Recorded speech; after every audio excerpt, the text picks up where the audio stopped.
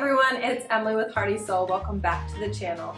Whether you have a bumper crop of garlic or you're just wanting to savor that last bit of garlic at the end of the season, or maybe it's springtime and you still have garlic to use up, this is a really great way to use up your garlic. So today I'm going to show you how I make garlic powder using our dehydrator and some of our garlic from our garden this year.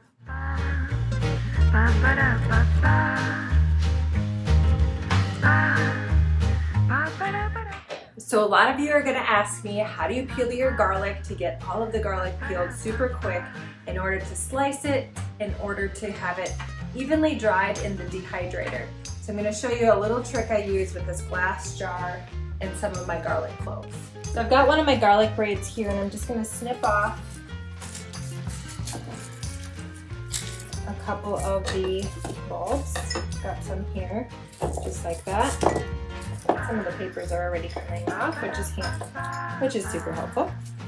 I'm just going to break all the cloves off away from their stem. I've got my mess here. I've got the lid from my glass jar. Put my lid on. And I'm just going to take them out. But what it essentially does is gets rid of the paper. So you can see that for the most part the paper is off of this one. You will have to do a little bit of peeling on some of these, but for the most part the paper is off. So the next thing we're going to do is slice all of these cloves into evenly sliced pieces to go in our dehydrator. So we want to make sure all of our garlic cloves are evenly sliced so that they dry evenly in our dehydrator. So then once they are dried out from the dehydrator, we're going to smash them up with a mortar and pestle, creating a powder. And then we're going to remove any little textural things, little stems or any leftover residue from the paper. And then I put it right back in this jar, and that's my garlic powder. I love using garlic powder from anything from our spaghetti to putting a little bit on some garlic toast for the oven. There's just a ton of different recipes that we love using garlic powder for. It's a really nice space-saving option as well, so that you can not have to take up so much space for something like a garlic braid, but this saves a little bit of space by having all of the garlic powder right here in this jar, and you know exactly where it came from, you know exactly how it was made, and you can really enjoy it that way. Okay, so there's a lot of different ways to slice your garlic also. You can use a mandolin. Watch your fingers. I've cut my fingers on this thing so many times. There is a guard on mine. You don't need to use this, but it kind of ensures that everything is evenly sliced. You can see that you can set your width of the food right here, and you can be ensured that every piece is sliced evenly. And it also kind of removes some of the skins as you go, so you can see all of my pieces then become nice and thin, and they will dehydrate at the same rate. If you don't slice your garlic cloves thinly, then you're going to have different drying times for your garlic, which is okay as long as you can kind of monitor that. If you do that, take out the smaller chunks as they dry, leaving the bigger ones to dry a little bit longer, which is just fine. But like I said, you can use a mandolin.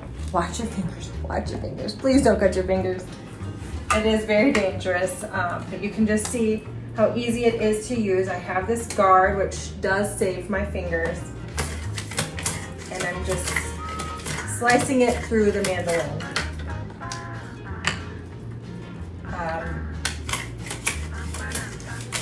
The other thing you can do is use a knife and a cutting board. Those are just the two options I've used before to do this project. So I've got my trays filled. Now I love the smell of garlic, but I don't necessarily need it to infiltrate my entire home. So instead of having it dehydrate here on the counter, I'm going to take it outside on our front porch and let it sit on a dresser and dry out there where it can smell outside like fresh garlic instead of in my home. As far as drying time goes, you sort of just have to feel it out. We're gonna dry it down the driest we can get it until it's ready to be crushed into powder. There's a lot of other options to store your garlic also.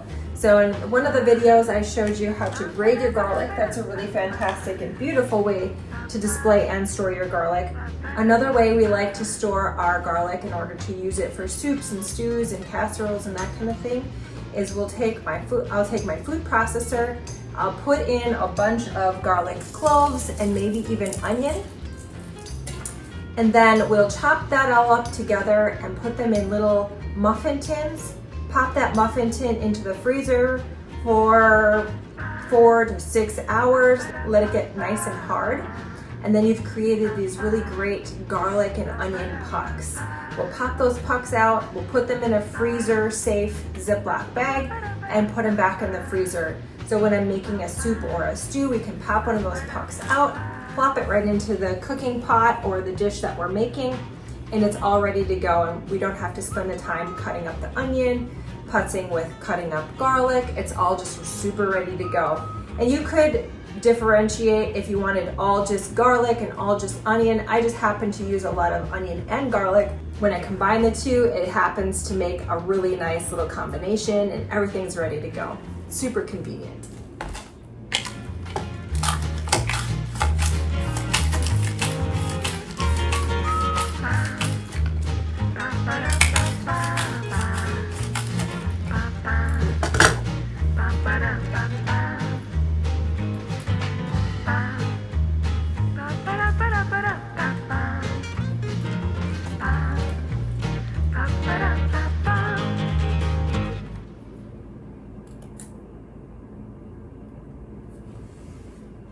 All right, so I've got all my trays filled up with my sliced garlic, and I'm gonna put the cover on. I'm gonna plug it in outside of my porch, and it'll be all set to go for drying, and we'll see you on the flip side.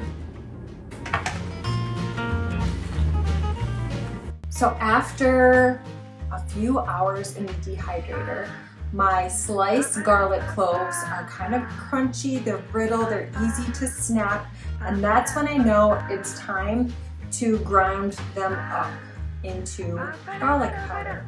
So I'm using a mortar and pestle. You can also use a coffee grinder, anything that's going to grind up your garlic. And I'm gonna just show you what mine looks like. My kids already got to breaking up some of my garlic. Continue to grind all of the garlic cloves that we have in the dehydrator to make our garlic powder. You